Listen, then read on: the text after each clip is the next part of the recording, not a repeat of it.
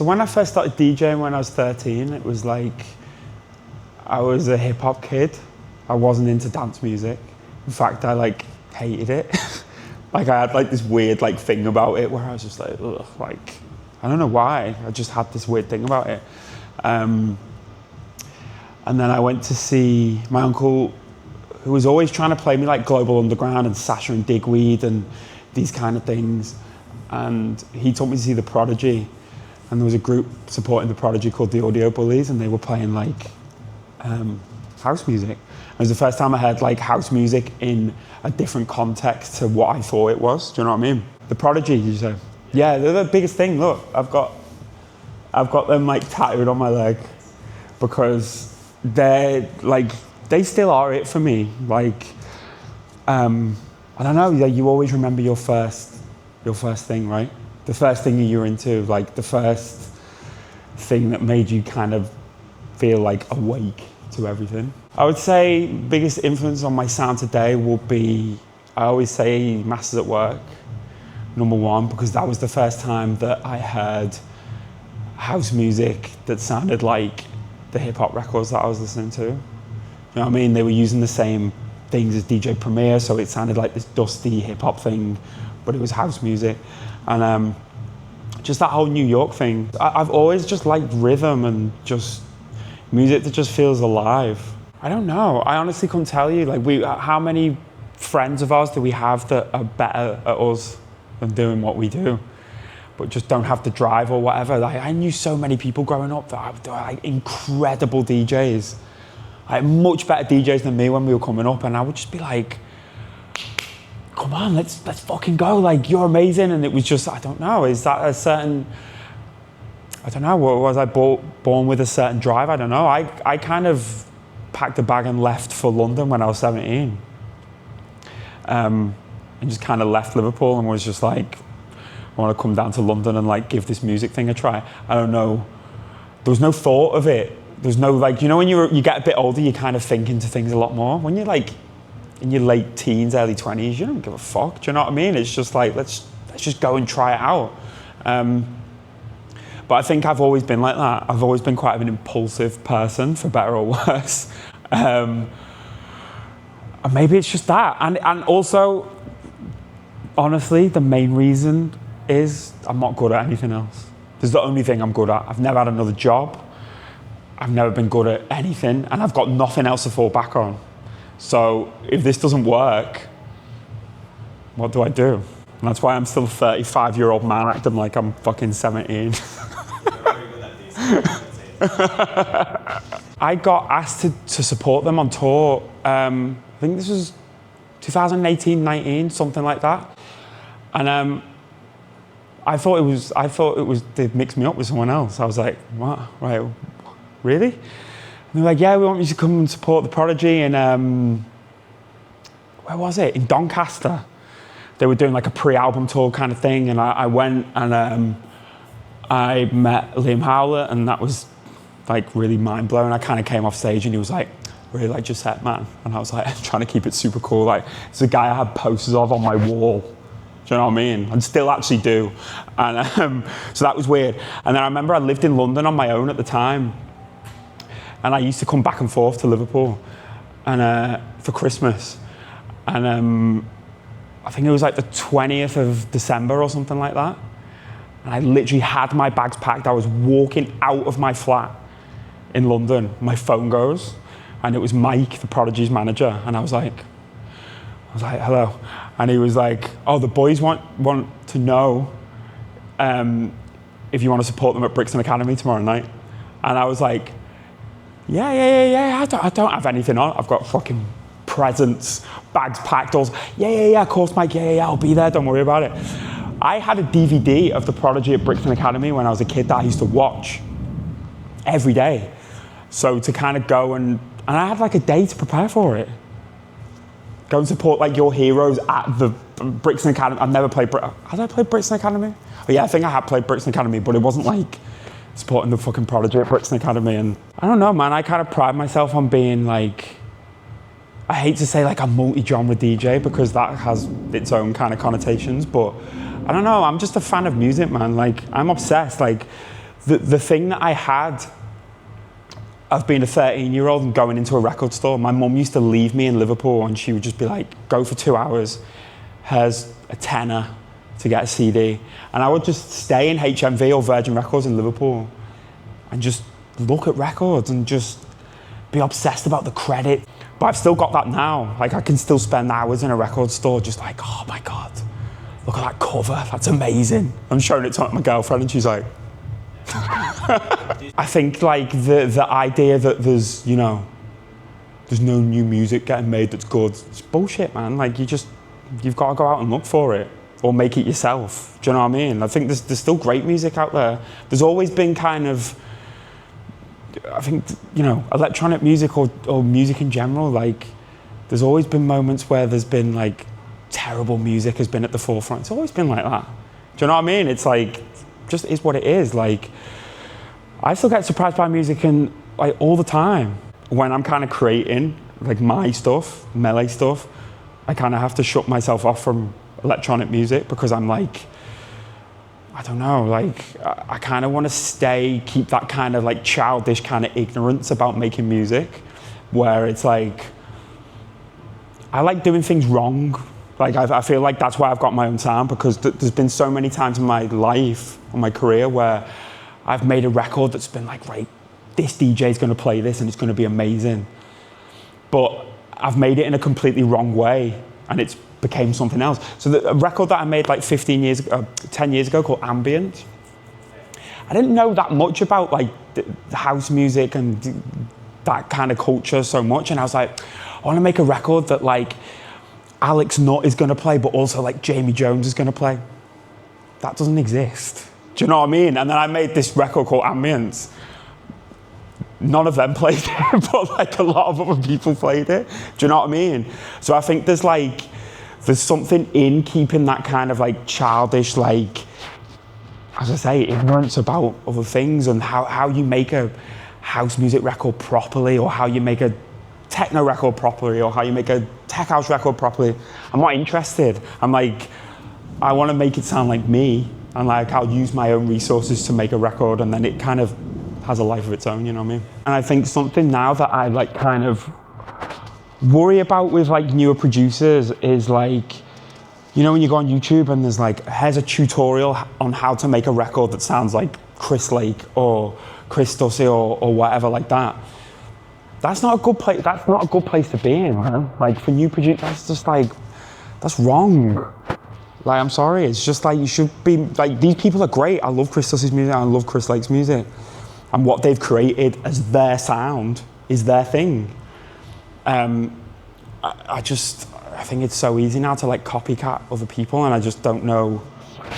I don't know where that leaves creativity over the next 10 years. I don't know. Like, I can only speak for me personally. I've always tried to kind of like protect what I do and it be very self-contained, and this is the music that I like to make, and you know, that's it. But I don't know, I just don't think it's helpful for like new producers to have it be so kind of like paint by numbers. So I've been kind of working on this album for 3 years. I've wrote over 50 demos for it. It's been a long process. It's been really good though. Like the album is great. I'm like super happy with it. But yeah, it's like, it was just something that I kind of felt like I needed to do at the time. It was like, I just was releasing EPs and stuff like that. And I was just like, I just felt like I had more to say as like an artist, or whatever you want to fucking call it. I don't know, I just felt like I had more to say, do you know what I mean? So it was kind of like, right, let me do this thing that is in the sound palette is one thing, not necessarily one thing. It's a million different influences, but I didn't want it to sound like confusing or whatever.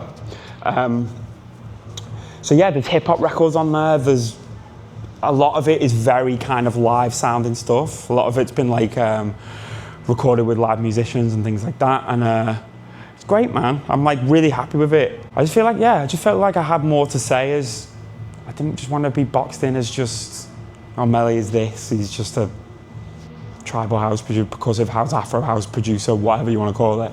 My thing is like when I'm working with musicians, I just like to get out of the way because I'm like, you're much more talented than me and you're in this room for this reason because we're doing this. So when they come, like you're in the room with singers or something like that and they're like, oh, do you want me to do it in this way or do it? And I'm just like, let's just go all day. Like I'm not a fucking singer. I'm a fan of what you do. Or I'm a fan of what you do on the bass, or I'm a fan of what you do on the piano, or what song you've written. I'm just gonna get out the way. I think you can. I think like the self-release thing though, if you're gonna do that, you really need to have something that makes you like super different. Do you know what I mean? This is like one thing that I always say to people, is just, you just need to find something that makes you different. Whether it's artwork, whether it's like the sound that you're putting out. You know what I mean? Like how many times do we see something online and it's like, and it's quite rare these days, but you see like the artwork's amazing, the sound's kind of different, and you're like, oh, do you know what I mean? Like, I feel like if you're doing that and like you're really on your own thing, yeah, like Bandcamp and fucking pressing your own vinyl and all that or whatever is the way to go. I feel like now, that's only like one part of the 10 things you need. Do you know what I mean? It's like, all right, release a record, great record on a great label, great. But then like, what else have you got to offer? Do you know what I mean? And like, a lot of people complain about, oh, I just want to make music and that's it. And I just want to make music and DJ. And it's like, no, but you've always had to market yourself. Like the Beatles had to fucking market themselves. Aphex Twin still had to market himself as like cool as all that was. You still have to have great marketing. Like that's always been the way. Do you know what I mean? It's not changed.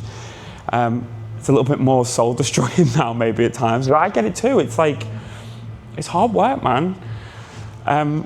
You know, you kind of make a record and then you kind of spend like a lot more time kind of doing TikToks around it and all that. But I'm like, there's no point in complaining about it. Just fucking get on with it. Do you know what I mean? If you want to be here, then get on with it. Do you know what I mean? But my thing is still like, a great record is the number one thing, man.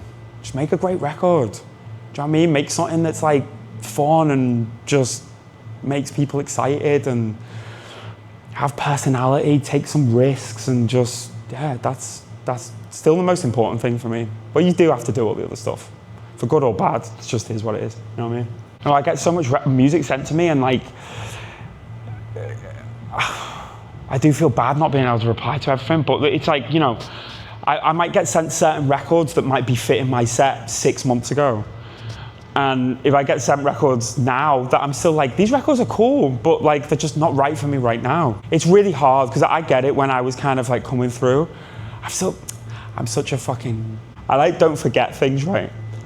And I remember I sent an email out about 16 years, when I was a kid, man, like 16 years ago. And remember when like blogs were like the thing and it was like you send your music to blogs and I won't tell you who it was or whatever. And I sent my music to this guy's blog. I was like, do you want to feature my music? And he came back with this really horrible email about how bad my music was and how it wasn't ready to, like, your music's not at the level to be on my blog and da-da-da-da-da. I was really upset about it as a 17-year-old kid. Seen this guy about 10 years later. He was trying to get me to do something because he was in some other capacity. And I was like, fuck you. You know what I mean? It's like, I held on to that from when I was 17, don't you worry. But like, it's like never that serious, man. If I don't like a record or a record's not really working for me, I'll just be like, look, it's not really working for me, man. Like, let's try and just keep sending me music, because the amount of producers that have sent me music that I've like not liked or it's not really worked for me, and they keep sending me music. I don't think music has to be perfect, because I've signed quite a lot of records on just the rawness of it. It's like we can get it mixed down further down the line. I'm like, has it got something about it? There's like some rawness in it that I'm like, fuck, that's amazing. Or my thing with Club Bad is like, I'm looking for music that like, ideas of records that I've never thought of. And you're like, fuck, that's amazing. Like, why did I not think of that? Do you know what I mean? Or like, rejection. I don't know, I still get rejected a lot. It still happens all the time, man. So, you know, I think all artists are sensitive people. We're all on some level of insecurity, sensitivity, whatever you want to call it. I don't think there's a good artist that's not. Do you know what I mean? I think you have to be, which makes it kind of quite difficult to deal with things sometimes. You know what I mean? But I don't know. I think it's just experience. I think like I've got a lot better at it, but it's still shit. No one wants to be rejected. You know, we're all human. Do you know what I mean? But yeah, I mean, I'm still hanging on to things from when I was 17, so I've obviously not got over it that much. But it's just you got to keep going, man. It's part of the thing, and it's being a creative. It's being a artist, is whatever you want to call it. It's like you're gonna, you know, it's like the Michael Jordan documentary where he said, you know, he's had way more failures than he had successes, and it's the same for every artist. You watch fucking documentaries about Pharrell or Dr. Dre or anyone, super successful people. There's rejections like every fucking week. Do you know what I mean? There's always a party that I want to play that people are like, you're not right for it. Do you know what I mean? After all this fucking amazing stuff I've done in my life, sometimes you know, you're not going to be everyone's cup of tea, and is what it is. You know what I mean? I don't know, like I'm at this place in my life now, and it's where it's just like, I'm not trying to prove myself to anyone anymore. I think like in my mid to late 20s, I was obsessed in it.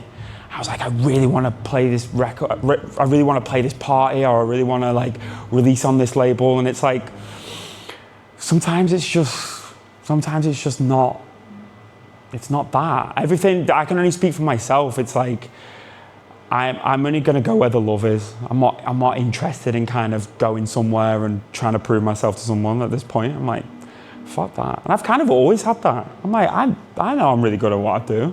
There's people that probably don't understand. That's fine. There's things that I don't understand too. There's music that I don't like. So I can't expect everyone to like my music or what I do. Do you know what I mean? Oh my God, yeah. I'm super competitive. But I feel like it can go both ways. It can like, you can be competitive in the way where it starts to affect your ego and you can become quite bitter. And I know so many people like that.